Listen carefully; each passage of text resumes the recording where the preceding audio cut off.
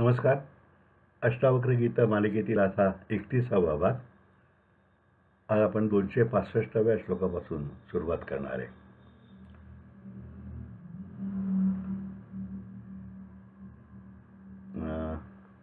माफ करा, 263वा श्लोक आपण मागच्या वेळा घेतला, त्यावेळेला 264 पासून आपल्याला सुरुवात करायला पाहिजे. मधलं गाता कामा नये. 264. निर्ममा शोभते धीरा समलोष्टाश्मकांचना सुभिन्न हृदयग्रंथी धूर्तर जस्तमम. अर्थ: ममत्वरहित झालेला, ज्याला माती दगड आणि सोने सारखे येते असा, ज्याच्या हृदयाची गाठ तुटलेली असून ज्याचे रजोगुण व तमोगुण धुवून टाकले आहेत, असा ज्ञानीपुरुष सदैव शोभून दिसतो. दोनच ओळीत किती गहन तत्वज्ञान सांगता येते याचा हा श्लोक म्हणजे उत्तम उदाहरण आहे.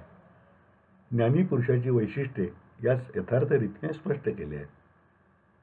त्याला कशाबद्दलही मोह राहिलेला नाही हे सांगताना त्याच्या दृष्टीने माती दगड आणि सोने सारखेच असतात असे अष्टावक्र म्हणतात. प्रत्येक वस्तूचे मोल तुम्ही त्यांच्याकडे ज्या दृष्टीने पाहाल त्याच्यावर अवलंबून असते. लहान मुलाला सोन्याच्या अंगठीपेक्षा आईस्क्रीम मोलाचे वाटते, तर तहानेने व्याकुळ झालेला लक्षाधीश रुपयापेक्षा भांडेभर पाणी अमूल्य मानतो. ज्याचा या ऐहिक विश्वासाचा ममत्वभाव संपलेला आहे, अशा योग्याला दगडवर सोन्याची काही महत्त्व नसते. आपल्या देहाच्या हृदयस्थानी अनाहत चक्र, तर त्याच्याखाली मोहात्मक 3 चक्रे व वरती निर्मोहाची 3 चक्रे असे योगात मानलेले आहे.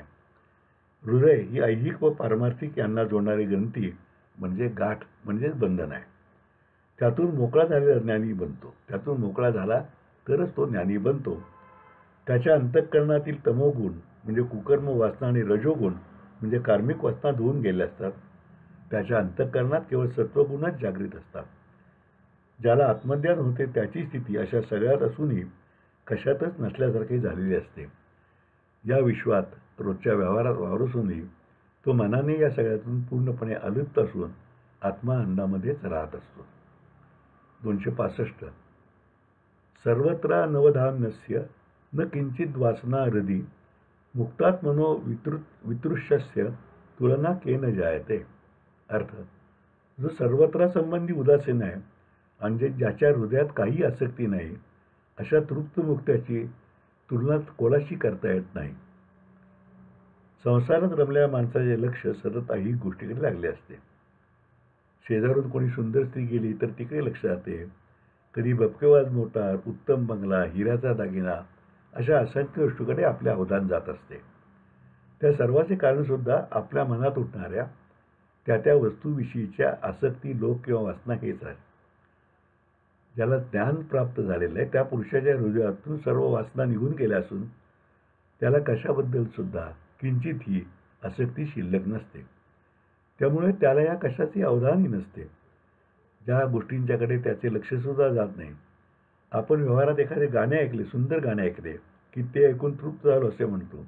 म्हणजेच त्यानंतर केव्हा तरी आणखी गाण्याची इच्छा राहिली नाही, पण अशी आपली तृप्ती तात्पुरती व त्या विषयापुरतीच असते. उद्या गाणे पुन्हा ऐकायचे वाटतेच, किंवा आत्ताही गाणे संपले आणि श्रीखंड समोर आलं तर ते खायची इच्छा होते. मात्र सर्वच वासनातून पूर्णपणे मुक्त झालेल्या महात्म्याची तृप्त अवस्था संपूर्ण आणि सार्वकालिक असते. त्याला केव्हाच कशाची इच्छा नसते, अतृप्ती नसते. म्हणून अष्टावक्र त्याला वितृप्तस्य म्हणतात.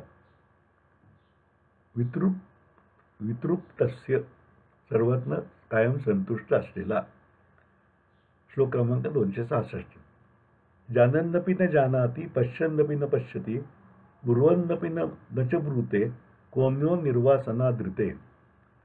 अर्थ: वासनारहित महात्म्याशिवाय सर्व काही जाणून न जाणल्यासारखा, पाहुनी न पाहणारा आणि बोलसून न बोलल्यासारखा दुसऱ्या जगात कोण असू शकेल.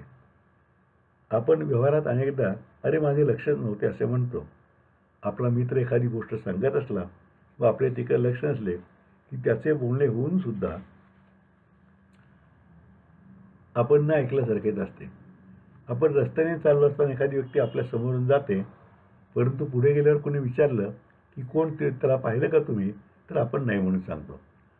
प्रत्यक्षात आपल्या डोळ्यांनी ती व्यक्ती पाहिलेली असते, परंतु आपलं मन इतर ठिकाणी गुंतलेलं असल्यामुळे डोळ्यातलं ते दृश्य मनापर्यंत, मेंदूपर्यंत पोचलेलं नाही.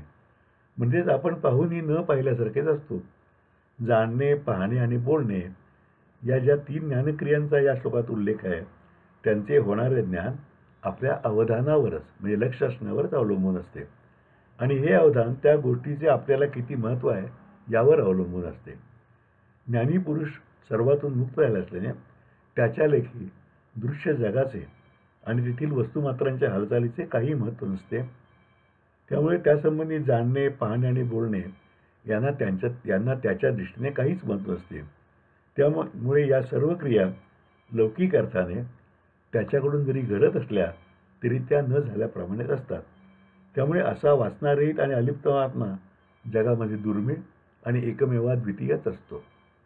श्लोक क्रमांक 267. भिक्षुर्वा भूपतिर्वापि यो निष्कामः स शोभते भावेषु गलिता यस्य शोभना शोभना मतिः. अर्थ, ज्याची अखिल पदार्थ मात्राविषयी बैरवाईट भावना गळून गेल्या असा निष्काम पुरुष भिकारी किंवा राजा कसाही असला तरी शोभून दिसतो. सर्वसाधारणपणे ज्याच्याजवळ काही नाही अशा भनंग भिकाऱ्याला प्रत्येक गोष्टीबद्दल मोह असतो, ती मिळावीची इच्छा असते असं आपण मानतो.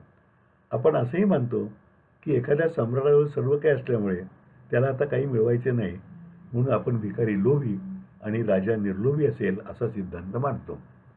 पण प्रत्यक्षात राजाचाही मोह संपलेला नसतो, उलट तो जास्तच लोभी असतो असं आपल्या अनुभवाला येत असतं. म्हणजे दोघेही आपापल्या परीने अतृप्त असल्यामुळे लोभातच गुंतलेले असतात. क्वचित राजा निर्लोभी असला तर त्याला राजेपणाचा अहंकार असतो. मोह, लोभ किंवा आसक्ती ही बाह्य परिस्थिती सुधारल्याने संपत नाही, तर त्यासाठी विवेकाने आपल्या अंतरंगातील वासनाच नष्ट केली पाहिजे. आत्मज्ञानामुळे ज्ञानी पुरुषाचे अंतःकरण पूर्णपणे निरीश्वर झालेले असते. त्याच्या मनात कोणती आसक्ती शिल्लक नसते.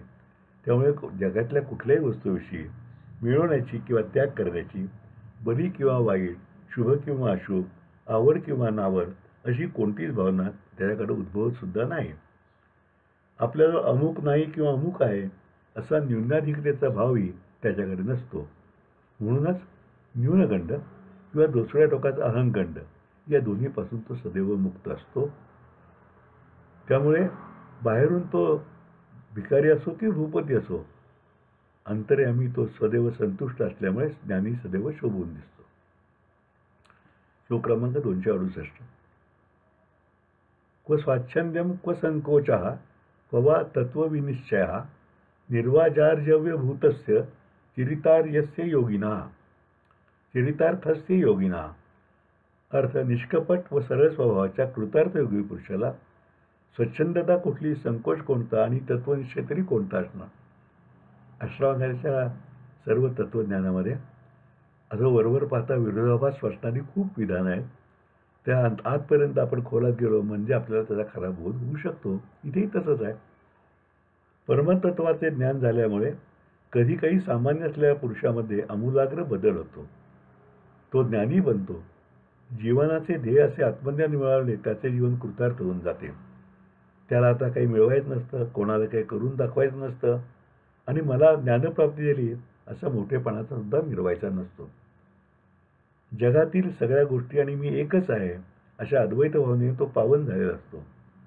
तू आणि मी हा भेदभाव संपल्यामुळे त्याचे वागणे सर्व निष्कपट, सरळ व प्रांजळ असते. सगळीकडे मीच भरलेला असं जाणल्यावर तो कपट तरी कोणाशी करणार? स्वच्छंदपणे तरी काय किंवा संकोच तरी काय? का बरे तो आरोपित होणार? यामुळे ज्ञानीपुरुषाचे आचरण ज्ञानामधून आलेल्या सहजपणाचे, स्वाभाविकपणाचे असते. त्यामध्ये कोणताही देखावा नसतो हे समजून घेतले पाहिजे. अशा कृतार्थ योगी पुरुषाला तत्वबोध झाले असल्याने त्याला आणखी तत्वाचा निश्चय काय व्हायचा? आत्मज्ञानी झाल्यामुळे त्याचे सर्व जीवन उजळून सार्थकीच लागले असते. तो सदैव कृतार्थच असतो. श्लोक क्रमांक 269. आत्मविश्रांती तृप्तेन निराशेन गतर्दिना अंतर्यदभूषेत तत्कथम कस्य कथ्यते. अर्थ, आत्मस्थित झाल्यामुळे तृप्त निस्पृह शोकमुक्त झालेला ज्ञानी आपली आत्मानुभूती कोणालाही कशी सांगणार? त्याच्या स्थितीचं वर्णन करून सांगता येत नाही, हेच अष्टावक्र या श्लोकातून आपल्या मनावर ठसवत आहे. आत्मज्ञान प्राप्त झाल्यामुळे योगी पुरुषाची जी अवस्था होते, त्या अवस्थेची 3 महत्त्वाची वैशिष्ट्ये इथं तिने सांगितलेली आहेत. आत्म्याच्या ठायी विश्राम पावल्यामुळे जीवाची तगमग, तळमळ आणि धडपड शांत होऊन तो पूर्णपणे आणि सर्वार्थाने तृप्त पाहून संतोष पावलेला असतो. जे मिळू शकेल असे सर्वोच्च आत्मज्ञान मिळवणे, आणखी काही मिळवायची इच्छा त्याची नाहीशीच झाली असते. आणि खरं तर ती नाहीशी होण्यापेक्षा निर्माणच होत नाही. सर्व आशामधून निवृत्त झालेला म्हणून अष्टावक्र त्याच अर्थाने निराश असे म्हणतात. त्याचे तिसरे वैशिष्ट्य म्हणजे तो पूर्णपणे दुःखमुक्त असतो. जिथं काही सुख मिळवायचंच बाकी नाही, ते दुःख तरी कुठून येणार? असा योगी तृप्तीची आणि कैवल्य सुखाची जणू मूर्तीच असतो. मात्र त्याची ही आत्मानुभूती, हा मिळालेला आत्मानंद कोणा दुसऱ्याला वर्णन करून सांगता येण्यासारखा नसतो. तो खरं म्हणजे ज्याचा त्याने घेऊनच जाणावायचा असतो. शब्दांच्या आणि वाणींच्या मर्यादामध्ये तो बांधता येत नाही आणि शिवाय सांगताही येत नाही. ज्याला त्याची गोडीच माहीत नाही, अशा प्रापंचिकाला तो कितीही सांगायचा प्रयत्न केला तरी ते रूपरेखासुद्धा समजणार नाही. म्हणूनच अशा अलौकिक आत्मानुभवाला वर्णन न करता येणारा, या अर्थाने ते अनिर्वाच्य असे म्हणतात. श्लोक क्रमांक 270. सुप्तोपि न सुषुप्तो च स्वप्नेपि शायितो न च जागरेपि न जागर्ती धीरस्तृप्ता पदे पदे. अर्थ: झोपेतही न झोपलेला, स्वप्नातही स्वप्नावून नसलेला आणि जागृतावस्थेतही जागा नसलेला असा धीर पुरुष क्षणोक्षणी तृप्तच असतो. पदे पदे म्हणजे क्षणोक्षणी. माणसाच्या आपण सामान्यपणे जागृतावस्था, स्वप्नावस्था व निद्रावस्था अशा 3 अवस्था मानतो. जागेपणे आपली सर्व ज्ञानेंद्रिये कार्यरत असतात, तर स्वप्नावस्थेत ती बंद असली तरी चंचल मन कार्यरत असून ते विविध कल्पनांशी खेळू शकते व ते आभास होत राहतात. पूर्ण निद्रावस्थेत मनाचे व्यापार जवळजवळ थांबतात, पण तरीही ते मनोमय कोशात वावरत असते. पण या तिन्ही अवस्थेहून त्याहून वेगळी अशी आत्मजाणीव या सर्वांचे सूक्ष्म अवलोकन करीत असते. त्या जाणीवेची जाणीव आपणा संसारी माणसांना नसते इतके, आणि हीच ती 4थी अवस्था होय. त्यामध्ये या 3 अवस्थाहून वेगळे राहून साक्षीभावाने त्यांचे अवलोकन होऊ शकते. 3 अवस्था देहाभिमानाच्या, तर ही 4थी आत्मज्ञानाची आहे. देहाहून वेगळे असणाऱ्या या 4थ्या अवस्थेला ज्ञानी धीर पुरुष पोचलेला असतो. जागा, स्वप्नात किंवा झोपेत असलेला जडदेह आहे, मी नाही, ही त्याची जाणीव जागृत असल्याने तो ह्या 3 अवस्थेमध्ये तटस्थ आणि साक्षी बनून राहतो. श्लोक क्रमांक 271. संचितोपि निश्चिंता सेंद्रियोपि निरिंद्रिया सुबुद्धिरूपी निर्बुद्धी साहंकारो नहंकृती. अर्थ: ज्ञानी चिंतन असला तरी चिंतामुक्त, इंद्रियधारी असूनही इंद्रियमुक्त, बुद्धिमान असूनही बुद्धीला न चिकटलेला आणि अहंकारी असूनही निरंकारी असतो. पुन्हा पुन्हा विरोधाभास अष्टावक्र आपल्याला सांगतायत. मागील श्लोक, हा श्लोक व पुढील 2 श्लोकामध्ये ज्ञानी पुरुषाची अनुपम अवस्था विरोधाभासाची उदाहरणे देऊन स्पष्ट केलेली आहेत. त्यामधून त्याचे वेगळेपण, अलगपणा आणि साक्षीत्व अधोरेखित केलेले आहे. सचिंत शब्दाचेही 2 अर्थ होऊ शकतात. गंमत म्हणजे ते दोन्ही येथे लागू पडतात. ज्ञानी चिंता करीत असे वाटले तरी तो यदृच्छेवर सर्व भार टाकून अकर्तेपणे चिंतामुक्त असतो, हा एक अर्थ. आणि तो परमार्थाचे चिंतन करीत असून सुद्धा चिंतनाच्याही पुढे गेलेला असतो, या दृष्टीने चिंतामुक्त हा दुसरा अर्थ. तो तुमच्या माझ्यासारखाच माणूस असल्याने त्यालाही ज्ञानेंद्रिय व कर्मेंद्रिय असतात, पण त्या इंद्रिय वासनांच्या तो अधीन नसल्याने निरिंद्रिय असतो. तो उत्तम कुशाग्र बुद्धीचा असतो, परंतु तिची गरज पडली तरच वापर करणार असल्याने आणि स्वतःहून कार्यकारण भावात ढवळाढवळ करत नसल्याने तो निर्बुद्ध म्हणजे बुद्धीला न चिकटलेला असतो.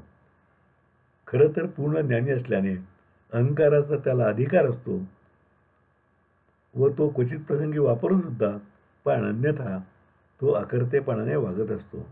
मी केले, मी बोललो अशी त्याची भावना असून परमात्माच आत्मतत्वाच्या आधारे मला उद्युक्त करून ते करावा लागतो अशी त्याची भावना असते. करणारा तो असून मी केवळ निमित्त मात्र आहे अशी त्याची वृत्ती बनलेली असते. श्लोक क्रमांक 272. न सुखी न च वा दुःखी न विरक्तो न संगवान न मुमुक्षर न वा मुक्तो न किंचिन्न न च किंचना. अर्थ, ज्ञानी सुखी नाही किंवा दुःखी नाही, विरक्त नाही किंवा आसक्त नाही, मोक्षी नाही आणि मुक्तही नाही. तो काही आहे असे नाही आणि काही नाही असेही नाही. फार गमतीशीर हे सगळं वर्णन चाललेलं आहे आपलं. ज्याला वर्णन करता येत नाही अशा अवस्थेचं वर्णन करण्याचा हा प्रयत्न असल्यामुळे वरवर विरोधाभास सातत्यानं आपल्याला वाटत राहतो. शारीरिक किंवा मानसिक अनुभवाशी स्वतःला संलग्न केले, जोडले की मग त्यातूनच सुख किंवा दुःख निर्माण होते. जो अनुभव हवा तो मिळाला की सुख वाटते आणि तो मिळाला नाही किंवा नको असलेला अनुभव मिळाला की दुःख वाटते. पण ज्याने ज्ञान प्राप्त केलं आहे त्याची अनुभवाशी बांधिलकीच तोडली जाते. त्याला सुखही नसते व कशाचे दुःखही नसते. आसक्ती आणि विरक्ती या दोन्हीतूनही तो मोकळा आहे. जगाच्या बाजारात भाऊगर्दीत तो एकटा अलग असतो आणि असा एकटा असूनही सर्व विश्व त्याच्या आत्म्याच्या ठायी अंशरूपाने सामावले असते. तो मुमुक्षू नसतो, कारण सत्यज्ञानाचा त्याचा शोध पूर्ण होऊन ते ज्ञान त्याने प्राप्त केलेले असते. त्यामुळे त्याला मिळवायचे काहीही नसते. तो मुक्तही नसतो असे जेव्हा अष्टावक्र म्हणतात तेव्हा मुक्त झालेला ज्ञानी मुक्तीच्या भावनेतूनही मुक्त झालेला असतो असे ते यथार्थपणे सूचित करतात.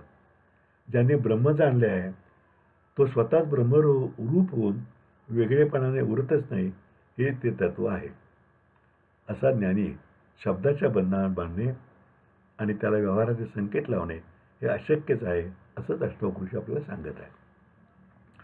श्लोक क्रमांक 273. विक्षेपेपी न विक्षिप्ता समाधो न समाधिमान जाडेपी न जडो धन्या पांडित्येपी न पंडिता. असाच हा विरोधाभास दर्शवणारा श्लोक आहे. ज्ञानी पुरुष विक्षेपामुळे त्रासत नाही आणि समाधीमध्येही समाधिस्थ नसतो. तो आळसामध्ये आळसलेला नसतो आणि ज्ञानसंपन्न असून ही पांडित्य मिरवत नाही. अष्टावक्र आपला उद्देश पूर्ण करण्याच्या शिखराजवळ येत चाललेले आहेत. आत्मज्ञानी पुरुषाचे वागणे हे सामान्य जनांच्या नीतिनियमात आणि व्यवहाराच्या चौकटीत बसणारे नसते. आपले व्यवहार नेहमी ऐहिक सुखाच्या अपेक्षेने चालले असतात, म्हणून त्याचे 2 + 2 = 4 असे गणित मांडता येते. परंतु ज्ञानी पुरुषाला कोणतीच अपेक्षा नसल्याने तो स्वच्छंदाने वागत असतो. त्याला काही द्यायचे नसते आणि काही घ्यायचेही नसते. त्यामुळे त्याला काही अडचण आली तरी तो न त्रासता शांतच असतो. तो समाधीमध्ये असला तरी समाधीस्थ नसतो, कारण समाधीमधूनही त्याला काही नवीन प्राप्त करायचे नसते. तो ज्ञानी असतो, पण त्याला पांडित्याचे प्रदर्शन करायचे नसल्याने त्याला पंडित म्हणून मिरवायचेही नसते. कधी त्याचे वागणे आळसाचे, अज्ञानीपणाचे वाटणे शक्य असते, परंतु तो आळशी नसतो आणि जडमूळ तर नसतोच. विक्षेप, समाधी, आळस व पांडित्य या सर्व अवस्था शरीर आणि मनाच्या आहेत. त्यामध्ये बुद्धीही कार्यरत असते.